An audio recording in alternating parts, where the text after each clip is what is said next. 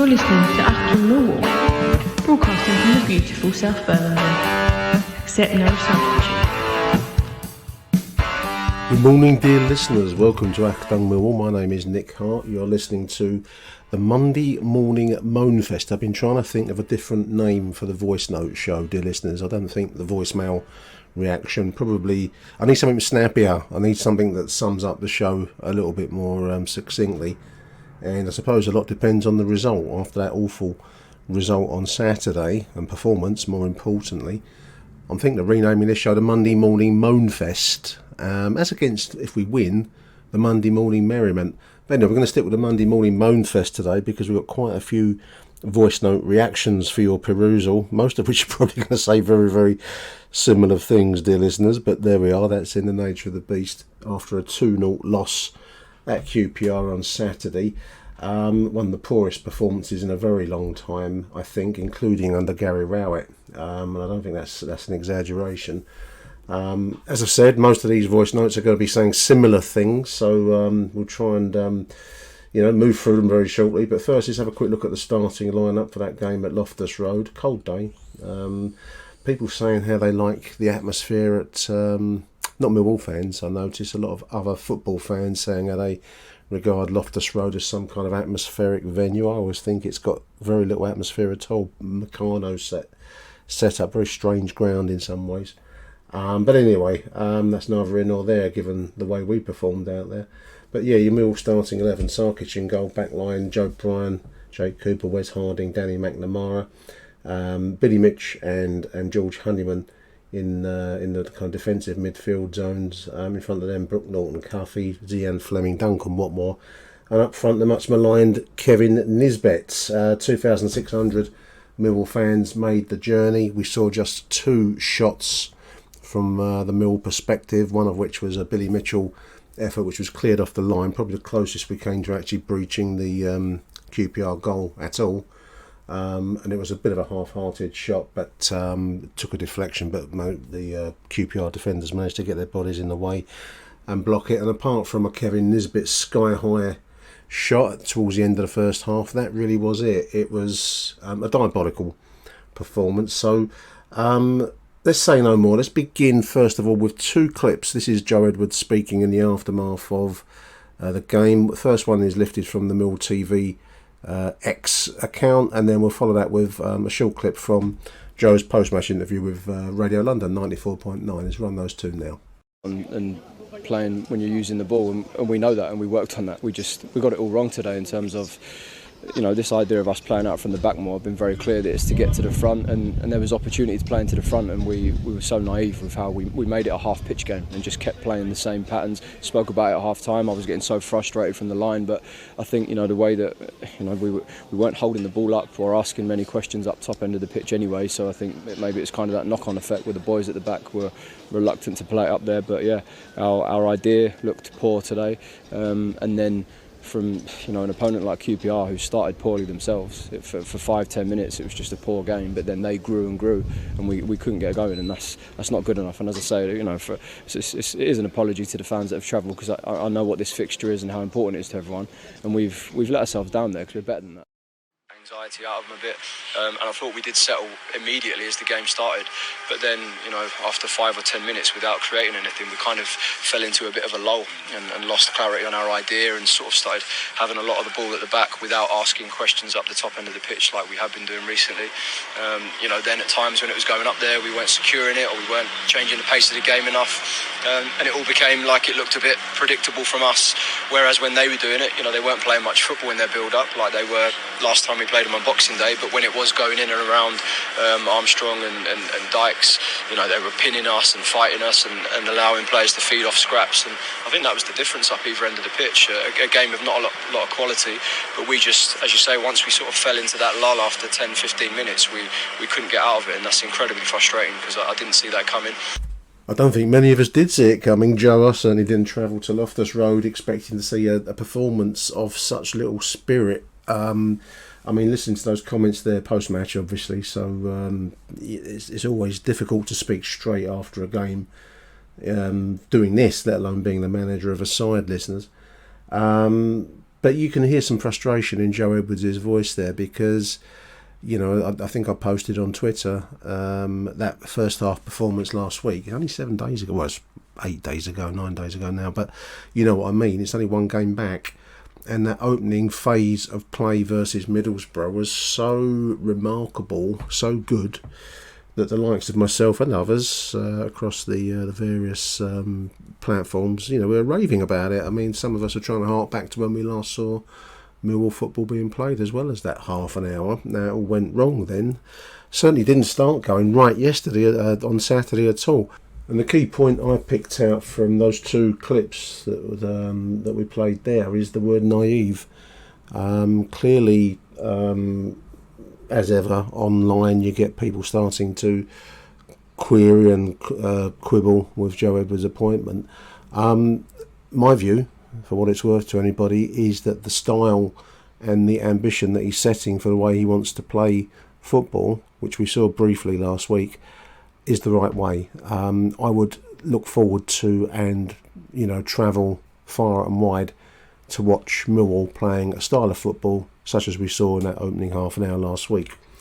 Now, whether the players and the squad as it is at the moment, which is, apart from now Tanganga arriving on loan very recently, remains a Gary Rowett-based squad, whether they're capable of playing that style of football consistently across 90 is clearly starting to become apparent, because they can play it in short bursts, play it well enough in short bursts, but not for the full 90. Main task this season, in my opinion, just before we get into the voicemails, is to survive in the Championship, and that probably requires about 50 points as a safety margin. We're 18 points off of that at the moment, so that's six wins. Somehow we need to scrap 6 wins out of the remainder of the season to give Joe Edwards the chance to start the rebuild, to put together a squad that is capable of playing the kind of football that he wants to set out. That, for me, is the kind of football I want to watch, that will entertain me. I don't know about you, dear listener, but certainly that's what I'd like to see a Mill team doing and winning, yeah, for sure. And I think that style played well will win football games, the bulk of which will keep us certainly mid-table with a chance of looking upwards. That's good enough for me. Now, whether this squad is capable of that is the big $64,000 question. We've still got 9 days left of the transfer window. We have to be looking to improve, because we can't afford many more performances as lacklustre and as limp as we saw Saturday. Otherwise we will be dragged into the relegation zone once again. At the moment we've still got the luxury of a bit of a cushion. QPR's win brought them within, I think it's 8 points of us now, but still plenty of space between us and that bottom 3. We've got to get away from that completely, and then maybe start to think about how we can rebuild the squad for the remainder of the season. Let's get into the voice notes, dear listeners. Let's have a listen to first one. Here's one from Bobby T, Mr. Cheeky. Let's have a listen to Bobby. Good evening, Nick. Bobby T here. Cheeky, I'm not cheeky, mate. Just got back from West London. I'm home now to reflect that game. Where do I start, Nick, mate? Horrendous, shocking, awful. I mean, like, in the morning, West London derby, like, the players know, and, you had your breakfast. Are you up for it? And QPR, we lost to the better team. The better team won. For me, I mean, like, they had their breakfast. They wanted it more than us.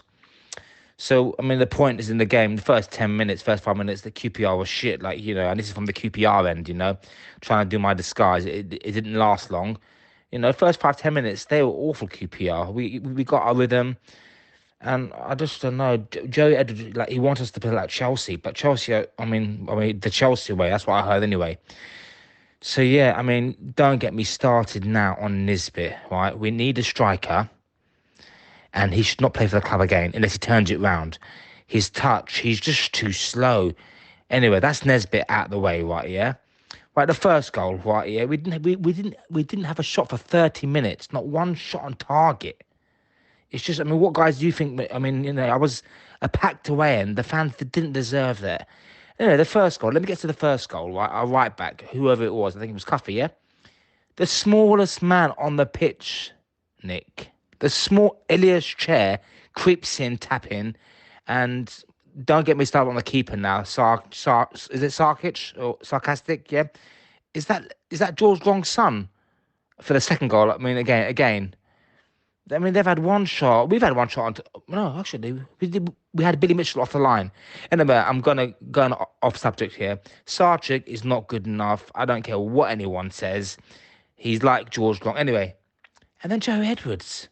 If you're not going to use the kids, I don't get it. Essay. And then he takes 2 defenders off, right? 2 defenders off. No, sorry. He takes... I'm lost here. He takes 2 good players off and a long one up front.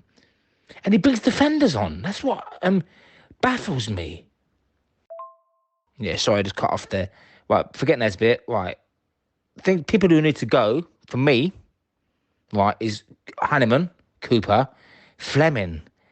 8 million they offered Burnley. We should have grabbed a hand. £8 now. Fleming, I don't care what you say. Last time, Nick, I earned up to he had a good game. Was it against QPR, Boxing Day? Oh, I don't know who it was. But they've ruined our weekend now. This is 2 defeats in a row now. If we're not careful, 8 points over the relegations right here.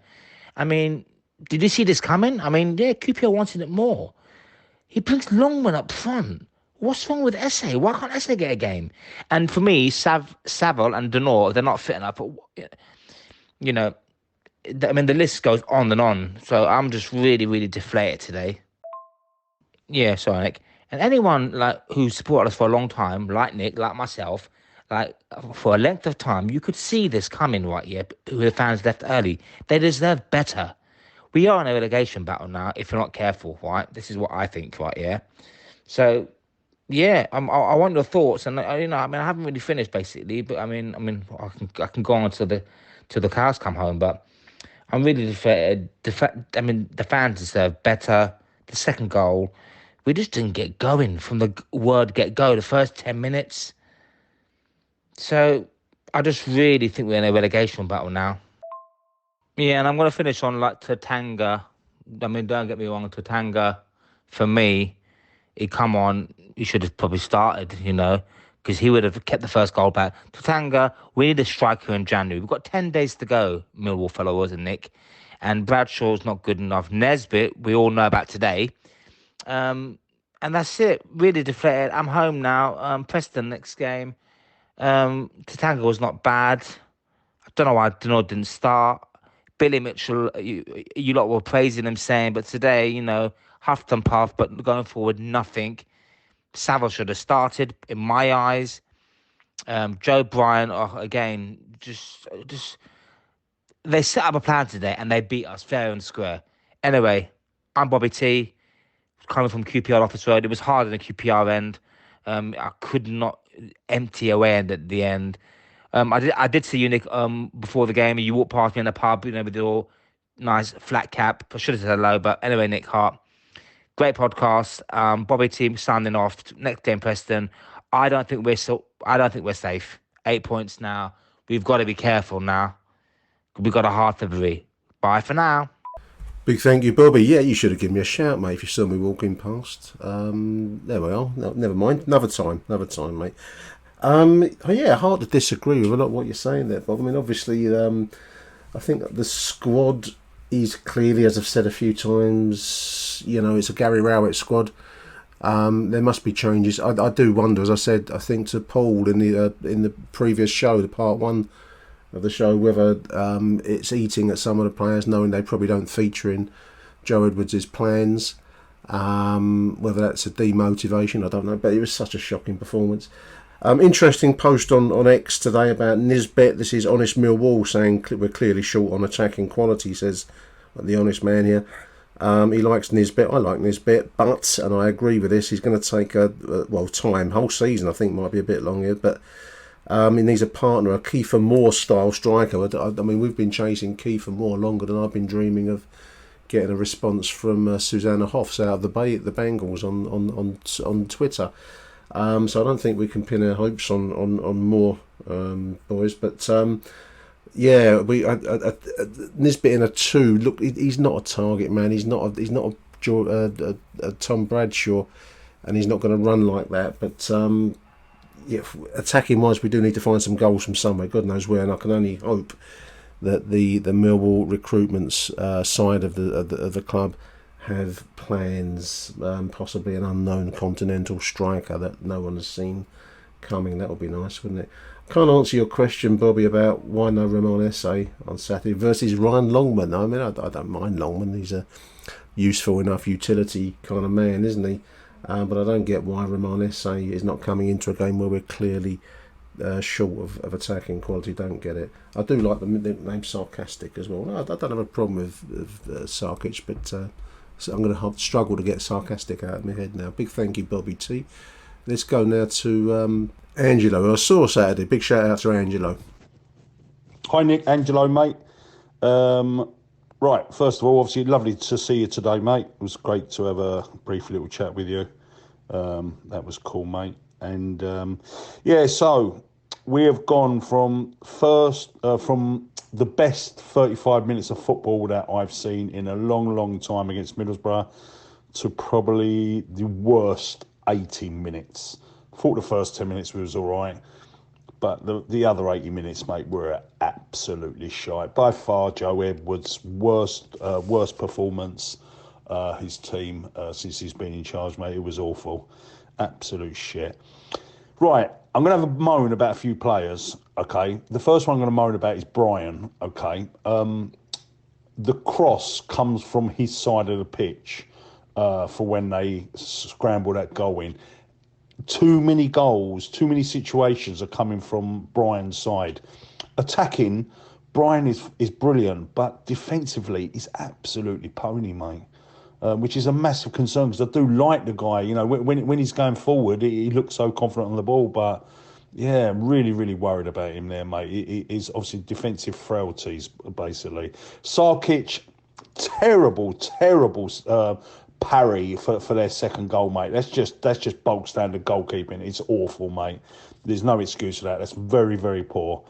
Nesbitt gets taken off after 55, 60 minutes, whatever, and gets replaced by a midfielder.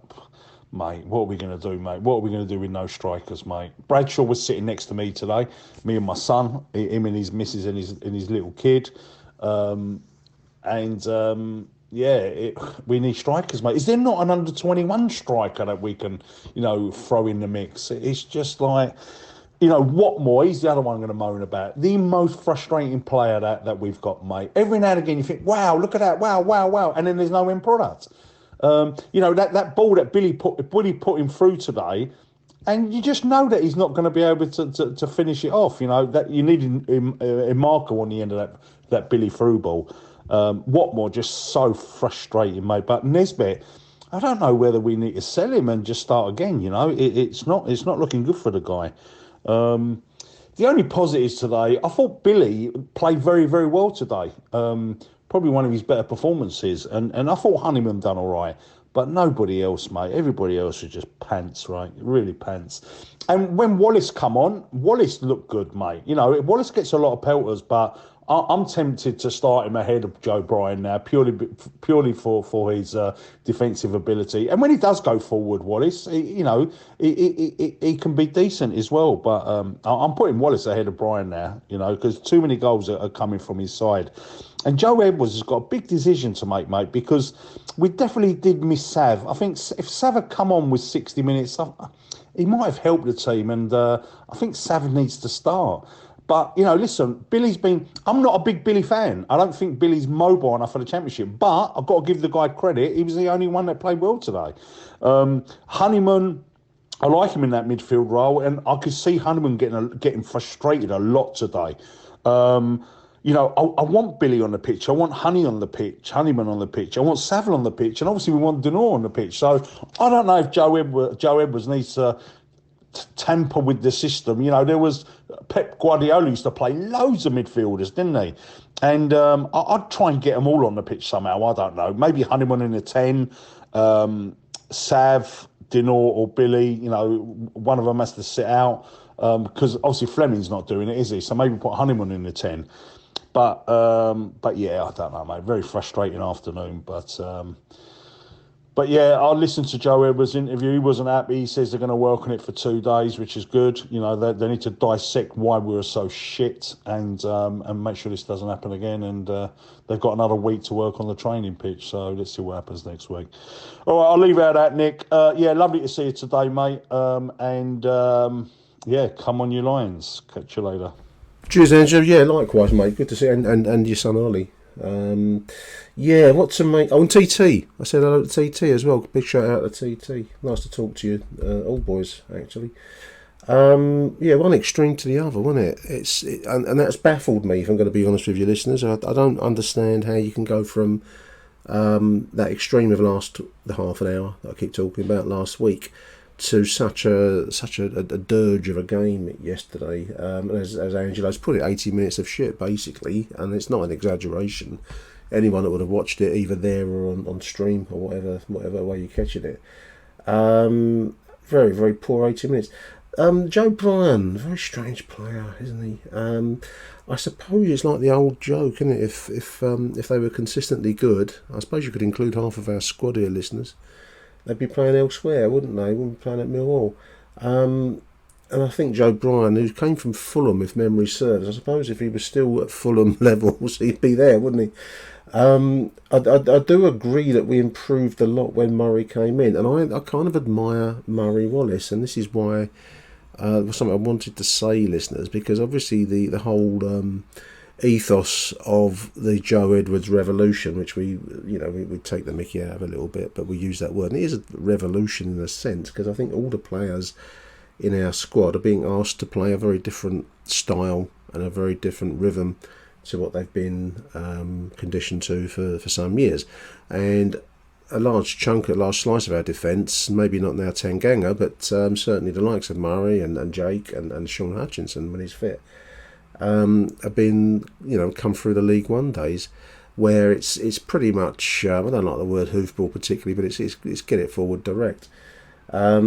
And they're being asked instead to try and, Wes Harding, play it out from the defence like we're in Manchester City's training ground or something. So that's foreign and alien, and I get itchy and scratchy watching it. I don't know about you out there, but it's certainly going to be a different way of playing. But I will take my hat off to Murray Wallace, who wouldn't have been the most obvious choice of player that would adapt to that system. But as Angelo said, though, I thought he got forward well yesterday. Certainly looked more threatening going forwards than Joe Bryan did, the player with the pedigree, if you want. And he's also gives you 100% every game, and we've said many times his limitations, but he looked pretty solid yesterday when he came in. So hats off to Murray as somebody that's actually trying to make a go of it under Joe Edwards. Player choice, I don't understand why Ryan Longman came in and we were playing effectively without a striker. I don't get that. Certainly not with Romain Esse sat on the bench. I don't know what would be going through my head if I was Romain Esse, if Ryan Longman's coming in ahead of me. You must start thinking, is my future here? It probably isn't, is it? Let's get real. Let's say put all of ourselves in Romain's shoes or his boots. You'd ask, if this is the situation, we're 1-0 down at the time, chasing a game, and we haven't got a player out there that seemingly can beat a man. Well, why am I not involved in this? Joe Edwards might answer that. He probably wouldn't give a straight answer to that on the interviews, but it's a good question nevertheless.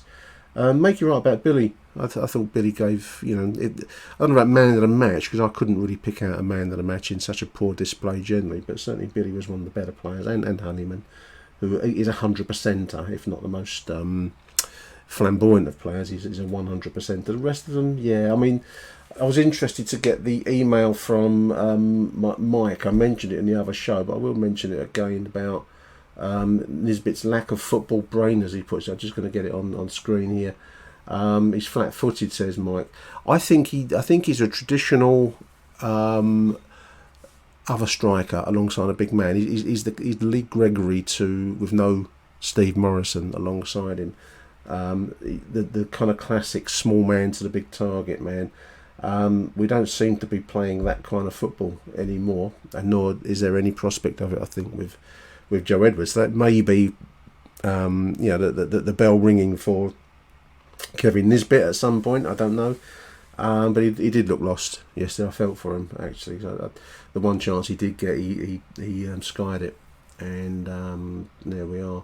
Anyway, big thank you, Angelo. Let's go now to let's go to Bill Slack. Let's have a listen to Bill. Always entertaining when Bill sends his voice notes in. Hello, Nick. Bill Slack. I'm not calling for Joe Edwards' head today. I was in danger of becoming Achtung Millwall's shock jock, and it's not a label I want, really.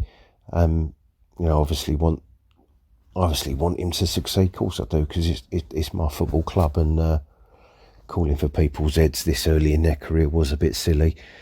That being said, I really did think we'd turned a corner, and the very fact that we can put out a performance like that when we thought we were seeing progress, that is a genuine worry to me. Poor performances like that, the players wouldn't have seen that coming, the manager wouldn't see that coming. The poor fuckers who actually went over to West London certainly never saw it coming. So why has it happened then? And that's my concern. These poor performance can turn into a poor run, and then all of a sudden you're back going, where's our next goal coming from? Where's our next win coming from? Bradshaw's out. Nisbet is not a centre forward that you can speak of. I won't say that he is a complete disaster, but blimey O'Reilly, what is he contributing? You had Billy Mitch. I am one of those who thought Billy Mitch really struggled yesterday, and in fairness to Billy, so did everyone else. But nobody else had the likes of Savin Denor sitting on the bench who could slot straight in for him like for like. He's put on 2 defenders when we're 1-0 down. He's put on Longman up front when Eze's sitting there as an attacking option. He's left Watmore on for 90 minutes when we all know that Watmore can't play for more than an hour, and probably can't play for an hour twice a week. So his substitutions were shocking. The fact that our squad is as shallow as a Love Island contestant is absolutely down to the club. All of a sudden you look at that and we are bare bones. There's a lack of quality there, and all of a sudden you start worrying again. Quick word on Joe Bryan. Joe, if you're listening, please go full time as a coffee connoisseur on Instagram, mate, because you can't keep giving goals away like this or defending the way you do and continue to be a professional footballer, particularly at Millwall. How you never cut that cross out and then bollocked your mates when the ball went in was an absolute fucking shocker. We're in a position now where Murray Wallace is almost certainly the better option at left back, and we're paying that geezer an absolute fortune. It's disappointing, but that is the life of a Millwall supporter, isn't it? I'll speak to you soon. Cheers, Nick. Yep, it's one extreme to the other, that's for sure, Bill. I haven't followed Joe Bryan's Coffee Connoisseur Instagram channel. I'm going to have to check that out if that's a real thing. The team were booed off the pitch. They came over for the ritual applause at the end of the game, and they got slaughtered. I'd switched off the recording by then. I wasn't going to particularly want to carry that on the show, not for any taste reasons. It's just you get what you get in that moment. People are expressing their views after a shocking 90 minutes performance, and they're entitled to vent their spleen, in my opinion. Certainly you're going to get the unvarnished truth at the Den, as Bill says there. Some of Joe Edwards' decisions on Saturday, very hard to understand. We've mentioned Roman Esse a few times, so I won't flog that, but that's a hard one to understand, listeners, isn't it? It's also hard to understand, why George Saville and Casper Denor, if they're fit enough to sit on the bench, why they're not at least featuring any time from half-time onwards, when it was apparent at half-time that, this was going to be a poor performance, and you've got to grind it out. We were 1-0 down at the time, and if we could only stiffen things up defensively, then you're always in with a chance of pressing forward and getting something, especially if we're bringing in some talent. So I don't know.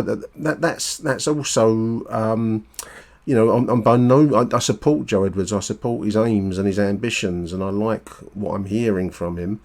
You don't really know how he is as a person on a one-to-one basis, because the public face is one thing, and when there's a camera and a microphone in front of you, then you don't really present yourself.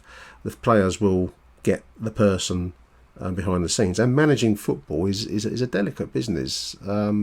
You're often dealing with very different, disparate personalities. I mean, we've already had sarcastic and now a coffee connoisseur mentioned. What you're really looking for a lot of the time, I think, is some measure of honesty. And someone like Murray Wallace, who, many's the time that people have dismissively put him down as a limited League One style player, but will give you everything and will actually aspire to work within this framework that's been set now. Now, whether any of the others have that capacity to do that, I don't know. We didn't see anything on Saturday. And the contrast with the kind of increasingly dreamlike quality of that half an hour against Middlesbrough is so vast that I can't quite understand where the gap lies. As you say, Bill, I thought we turned a corner. Well, we turned straight back round it, mate, didn't we? Anyway, big thank you, Bill, as always. Let's have a listen now to Dave Baccarini out there in Australia. Let's try and get a bit of sunny optimism going. Can you give us any Aussie optimism, Dave, please? Nick, Dave here from sunny Australia. Only one word to describe yesterday's game: bewildering. We're going from a lot of promise to really not quite sure where we're going. I want to pick on 2 points from yesterday's game. I didn't ring in after the Middlesbrough game, but I did listen to everybody else, and they're all saying how well we played and we could have done better. Nobody made the point that I was going to make, that we had let in 6 goals in 2 home games. So I thought our defence was a bit of a worry. And Middlesbrough, whose away record isn't that good, and they rarely get 2 goals away from home, to get 3 against us is a poor indictment of our defence. And then we come on to yesterday against a team that's hardly winning and very rarely gets 2 goals in a game. What happens? They get 2 goals in a game against us. So that's 8 goals in 3 games. And it's primarily due to individual errors. Bryant was clearly at fault for the first 2 goals against Middlesbrough. Brooke Norton-Cuffy poorly defended the back post yesterday and let that small guy in, forgotten his name. And then Sarkic, we all feel should have done better. And that's a worrying sign with Sarkic. We get these type of performances once in a while. So that's 8 goals, 3 games. I don't know what Edwards is going to do, but he needs to have a chat with the players and instill a bit more discipline. The second thing I want to pick on, and this is a strange one really, because it was Joe Edwards' half-time tactics. We all love the way we're going, and I suspect we're all optimistic. I thought at half-time we were playing terrible and definitely no attacking effectiveness. So I thought surely he's got to make changes in an attacking sense.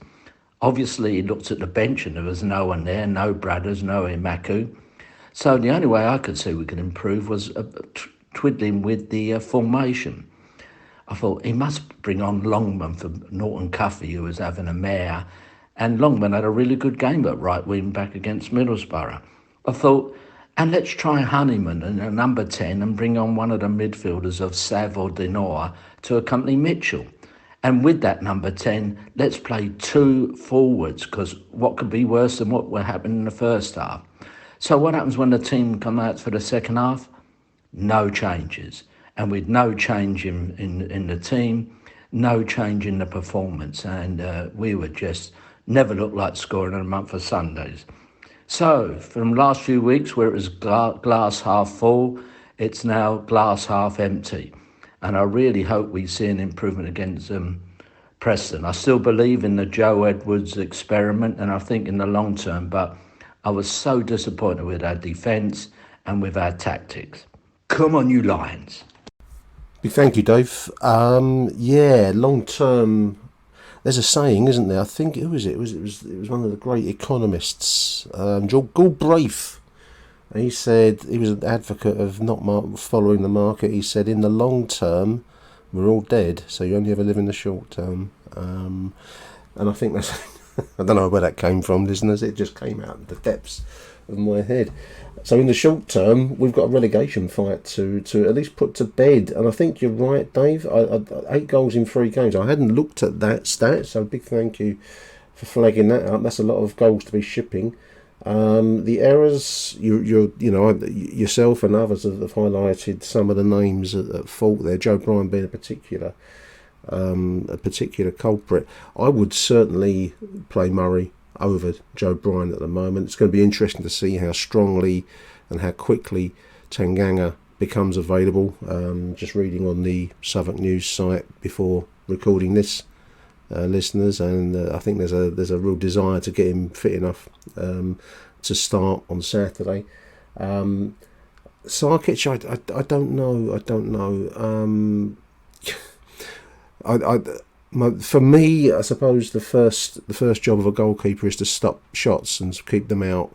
Whether Sarkic is a better goalkeeper in the modern sense, where you're almost expected to play like a sweeper coming out from your penalty area, and that's probably part and parcel of what Joe Edwards would expect from his goalkeeper.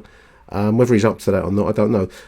We keep making the same point. This squad is not Joe Edwards' squad. He's having to work with what he's got, and trying to produce a Leonardo da Vinci with a set of felt tip pens is probably a big ask even for the master himself. So I also agree. No change to formation. No change. Nothing in an attacking sense in the second half. That's a question mark over Joe. He's got to look at himself as much as banging on the players. Glass half empty, and you're an optimistic Aussie, Dave. That's not cheered me up any, mate. But big thank you to Dave Baccarini out in Australia. We're going to go now to David Liederkramer. Let's have a listen to David. Hi Nick, David Liederkramer here. Well, what can you say after that? Absolutely shocking game. I don't think I've ever seen us with less attacking intent, and it's hard to think of a single player who came out of that game with any credit. I suppose Honeyman was probably the pick of an absolutely awful bunch. I thought the setup by Edwards was wrong in the first place, unless of course there's more problems injury-wise with Denore and Saville. Well, Saville not obviously is injured, but unless Denore is more injured than we thought, because why he didn't start them off in the centre, I really don't know. Nisbet looked horribly lost, but to be fair to him, there was literally nothing created in the midfield. Fleming anonymous, Sarkic probably at fault for 1 if not 2 goals. Atmosphere understandably flat at our end given the lack of quality on show, and frankly it was just an appalling performance all round. Hard to think of any positives. I don't really blame Edwards in the sense that I think it's not his team and he's got to get in players who suit his style of play more than those that we have at the moment, but there is really no excuse for playing that way. QPR looked terrible in the first half an hour. I don't think they were a very good side. We made them look good. Cher is a decent player and certainly caused us problems. Lyndon Dykes is a lump, and I was disappointed in the way that we dealt with their attack generally.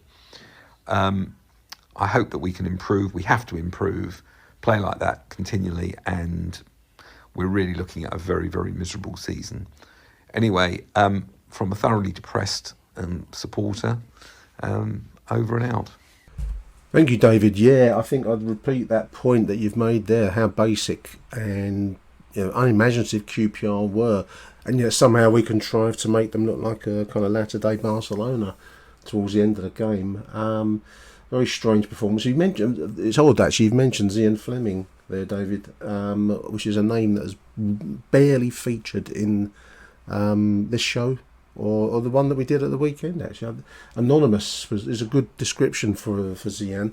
And although one player can't shoulder the responsibility for a whole side, he was our player of the season last year, and remains the one player that, at least on the surface, I think retains some star quality in the Millwall shirt. And the thing with being a star, listeners, is you have to take the ball by the horn sometimes. Now, you can't be expected to, to do everyone else's work for them, but you can impose yourself on a game, and we've just not seen that from Zian for some time now. It's a strange comparison perhaps, but I do remember one of the greats of the game ever, Diego Maradona, almost single-handedly shouldering the Argentina side in one of the World Cups. I think they won it in was it 1990 they won it, or was it 94? I can't remember. But yeah, shouldering the burden and imposing himself on the game. Now, I'm not going to compare Zian Fleming with the greats names like Maradona, but we do look for something out of the ordinary, and I think it's easy to shine when things are going well. It's when things aren't going well you start to look for your star players to find something, and we're not seeing that from the anonymous Zian Fleming. So a big thank you to David Liederkramer there. I agree also, injuries, we don't know the extent of the injury crisis, we don't know the inside info on that. It's really dug deep. But let's go now to Joe in Chicago. Joe from Chicago. That was awful. I really hate that I watched that. I know people who support QPR in America. It's really annoying. I'm very upset. This is what Millwall gets. They align themselves with losers like the Detroit Lions this week. And you know what? This is the result you deserve when you align yourself with the losers that are the Detroit Lions. That just wasn't good. Kevin Nisbet needs to score, and that sitter had a halftime. And yeah, just a terrible, terrible loss in front of 2,500 or 2,600 away supporters. Awful. Reinforcements needed. Health is an issue, but whoo-wee, that was bad. Have a good one. Cheers. Big thank you, Joe, out there in Chicago. I'm not going to comment on the Detroit Lions. It's been a while since I've really actively followed the NFL. I know that the Detroit Lions are doing well this season. We've had that bizarre kind of exchange of shirts and videos between Sean Hutchinson and is it Aaron Hutchinson with the Lions in Detroit. I believe they're on the brink of the Super Bowl, aren't they? So whether that will put the the perennial losers that Joe's mentioning there to bed, I don't know. I haven't followed it this season, and I used to, but watched it for a long time now. Big thank you to Joe in Chicago. We're going to run a couple together now. We're going to do Matt Richards and then Lawrence Binney. Let's have a listen to Matt, then Lawrence. Nick, Matt Richards here. Just give my opinion on yesterday. It's now Sunday morning, so I've had a bit of time to calm down. It's just, well, everyone says it's just absolutely awful performance. I think last week I said I fancied us against, after the show in the 30 minutes against Borough, which seems like now some sort of oasis in a desert. I fancied us against QPR, but the team just didn't show up yesterday. I mean, you could criticise everybody really. You'd be here forever, wouldn't you? So I won't do that. But defending was just Brian. He just kind of stopped. He kind of gave up for Willett for the cross. Good cross in, but it should have been stopped coming in. And also Norton Cuffy, he can't defend. I mean, that was his ball to get all day long. And Chair shouldn't have got there, but he did. And 1-0, and yeah, it's just after that. And then we just didn't create anything, the passing and everything. It's just go on, but it's just depressing, really. I don't get the subs. Everybody's kind of talking about that. Nisbet, yeah, okay. I think there's a player there. All right, he's not a Tom Bradshaw. He's not going to run around, but I think he's a skillful player who can finish. Although obviously his finish yesterday was wayward on his left foot, but I think it's still a player there. But it's just nothing going forward, was it? It was just passing was awful. no movement. There was a bit of movement in the first 15 minutes, but after that we just stopped. And when you think of what we saw against Borough, it's just not good enough, really. And I'm sure Edwards sees that. But then why didn't Saville come on or SA come on or even Casper? Give him like 15 minutes if he's getting back to full fitness. Bizarre is the word, really. And then obviously Sarkic spinning that ball. It's not just strikers. We need another keeper. We need defenders who can defend. Midfielders are probably all right. If anything, we can save our money there, but the rest of it's falling. So it's just awful performance, awful day. It was. I don't enjoy going to that ground because the stewards are terrible. You're squashed in. So that's it really. I was contemplating sending a voicemail, whether to just depress myself more, and I probably have. But so I've done it. But the only positive I guess was obviously Tom Bradshaw was in the stands. He sat behind me actually, which was cool. So I shook his hand and stuff. And that was really nice. And sat down, he's there with his wife and his little girl, bang behind me. And then of course, game starts and the little girl, must be 2 or 3, starts kicking the back of my chair. And I'm thinking, oh my God, no, don't do this. Not all the way through the game. But bless her, she stopped and she was really well behaved. So that was nice. Then I think they were digging in their bag, trying to get some food out for her. And Mrs. dropped something and I looked down, it's lipstick. And I picked it up and I went, oh, Tom? And he went, no, it's not mine. So, nice bit of a moment there with Mr. Bradshaw. That was the highlight of the day for me. But Millwall, just shit. And Preston now, typical us, it's you kind of say, against Norwich we had, our Millwall's back. Well, the other Millwall's back. What did he say? Did he say, Dr. Jekyll and Mr. Hyde? Well, Mr. Hyde's back. So let's hope it's different against Preston. Okay, Nick. Cheers, mate. See ya. Nice story about Tom Bradshaw and his wife's lipstick. I like that one, Matt. That's a good one. That's an after-dinner story, mate. Like it. Fair play to Tom for sitting in with the fans and having his little girl there with him. I mean, that's an education for the youngsters, isn't it? An education, certainly. For a game like QPR away, I make you right about the stewarding, which is monster outside. I mean, I must have walked along a double-sided corridor of about 40-odd stewards. God knows how much security costs for QPR Millwall. It's always a bit over the top there, isn't it? Always makes me laugh as well because I have a little nitroglycerin spray in case I'd keel over with the ticker again, listeners. So, and every time I go into at Bournemouth, they ask me what's that. I think they think it's recreational. And the chap that I spoke to at QPR asked, "What's that?" I said, "Well, it's for my heart, in case I need it, in case we score a goal and I keel over." Oh, how we laughed. It was also just interesting. It was an awful day.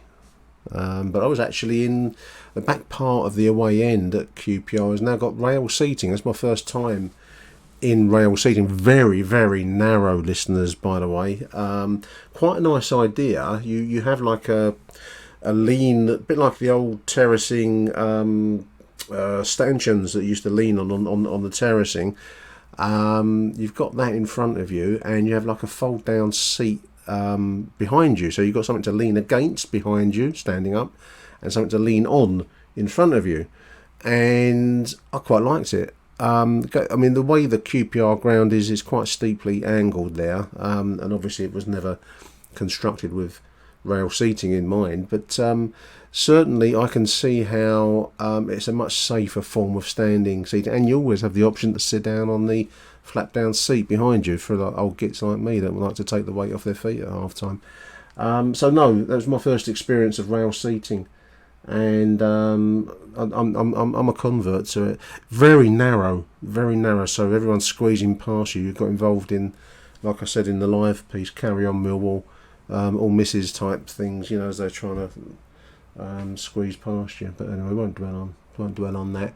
Let's have a listen now to Lawrence Binney. Hi Nick, this is Lawrence Binney calling in after QPR 2, Millwall 0. That was a very, very poor performance.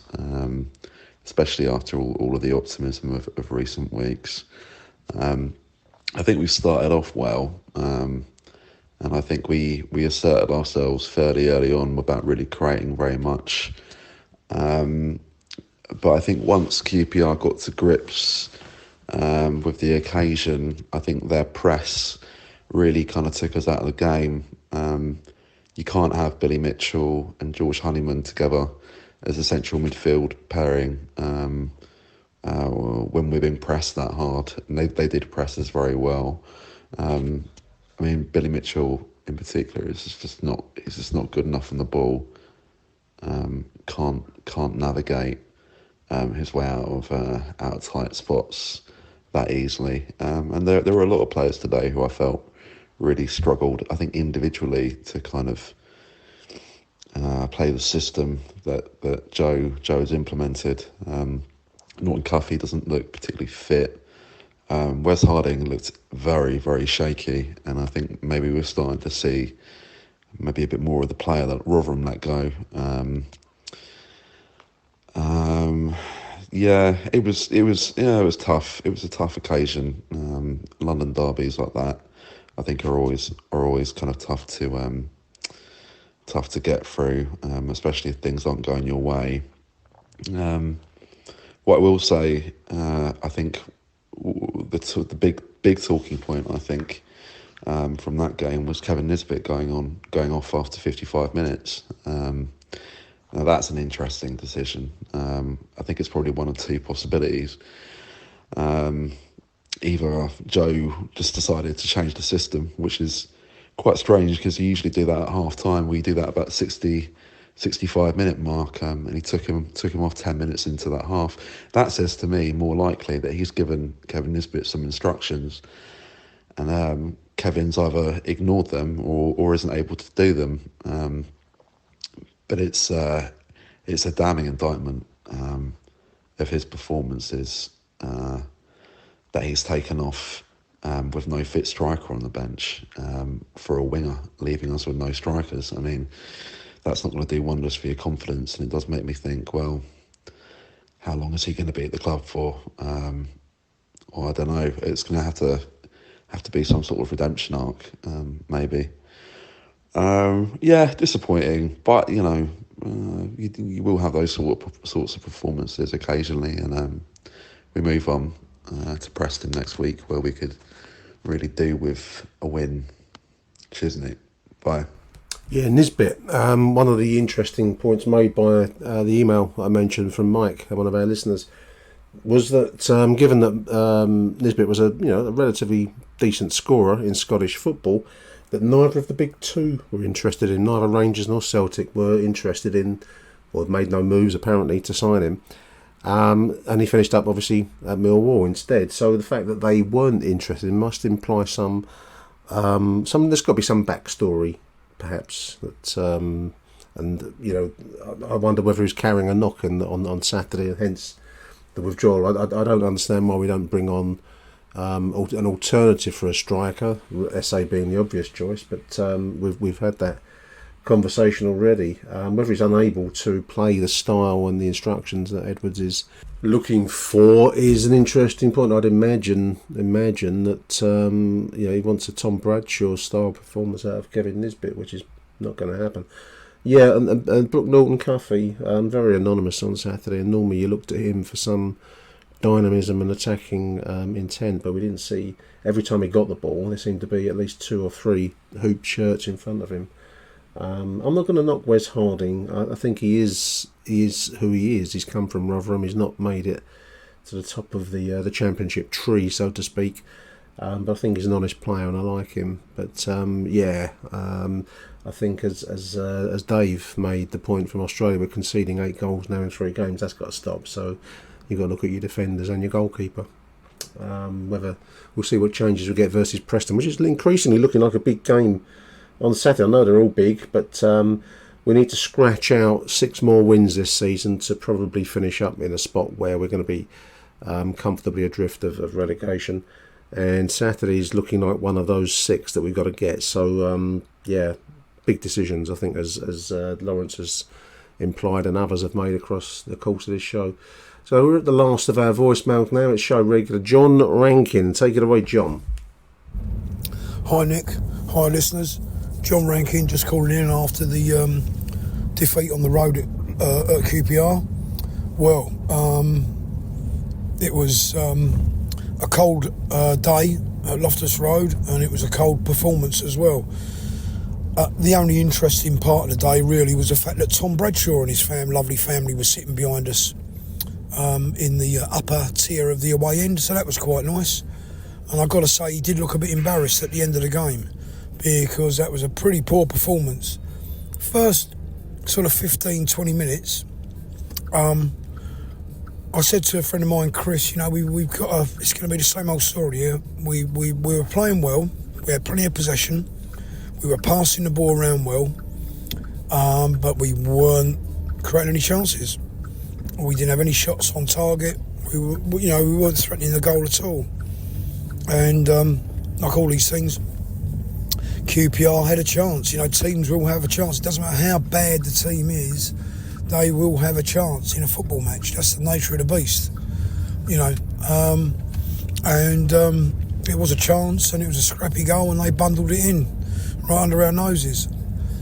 What can you say? I mean, to my mind, we need a centre forward, a big centre forward, a holding centre forward badly.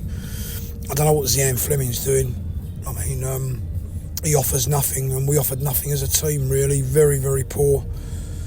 I mean, all that Joe Edwards could do was take off Nesbitt in the second half and bring Ryan Longman on. I mean, is that the extent of his tactical genius, or is that the fact that we haven't got many players on the bench? Probably the latter, to be fair.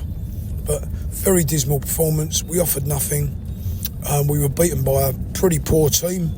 They had one player that ran the show, Elias Chair, and their big number 9, bullied Danny McNamara off the ball a few times and made his presence felt, and that's all it took, really. Pretty weak Millwall performance. Not very good at all. So, anyway, we made it there. Nice to see a few friends in the crowd, Matt Richards and my friend Chris, who we sit with in the Coldblow Lane end. And it's a shame really for the fans, because last year that was a terrific away day. I think we won 2-0 or 2-1, and it was great, but this year it wasn't to be. So I think we're still 8 points off the relegation. Joe Edwards came over to the support at the end and kind of gave a hand gesture as if to say, look, it's a work in progress, but it's got to be a work in progress, because we can't continue to perform like that. So, anyway, perhaps the guy that was sitting behind me, 2 rows behind me in the away end, might have a better bearing on the match, because we have got nothing up front at all whatsoever. Anyway, over and out. Come on, you Lions. Cheers, John. Closing us out, I think, as I said at the start of the show, listeners, each of the voice notes have probably covered similar ground, but that's how it was on Saturday, and I can't disagree with anyone's take and assessment, really, after that shambles on Saturday. If you want to contribute to the show, do give me a shout. You can get in touch with me via the X, Twitter, direct messages. There's an option to send a voicemail on a direct message. My my messages are open. We get all sorts of stuff on there, listeners, believe you me. So if you want to send me a post-match thoughts, views, or your kind of review of a game, do. It's really good. I enjoy these shows, and to get a variety of views and opinions is a great thing. So big thank you to everyone that's contributed to this show. Big thank you to you too for listening to this. And it's occurred to me, I've reached the end of the show and I haven't mentioned our pundit games questions. I should do this at the start of the show. This is the level of sponsorship that people get out of Achtung Millwall. It's probably why we're not making it to the big numbers on the sponsorship charts. But I thought I'd give you 2 questions just to finish off. I've just selected 2 questions at random. One's an England 1990s Premier League question. You should get this one dead easy. No pressure. and the other's a Football League question that I didn't know the answer to. So we'll begin. England 1990s Premier League question. This was a key part of Wimbledon's crazy gang. This forward was the brother of the first publicly acknowledged gay footballer who tragically committed suicide in 1998. You're probably getting this already, and you should know it if you're a Millwall fan of any kind of standing. Today he leads an organisation that he founded, fighting against homophobia and racism in sports. He played for Aston Villa, he played for Wimbledon, he's played for Millwall, Lincoln, and a few games Crystal Palace and Norwich. Played for England twice, didn't realise that. So there's one question. If you ain't got that, then abandon hope.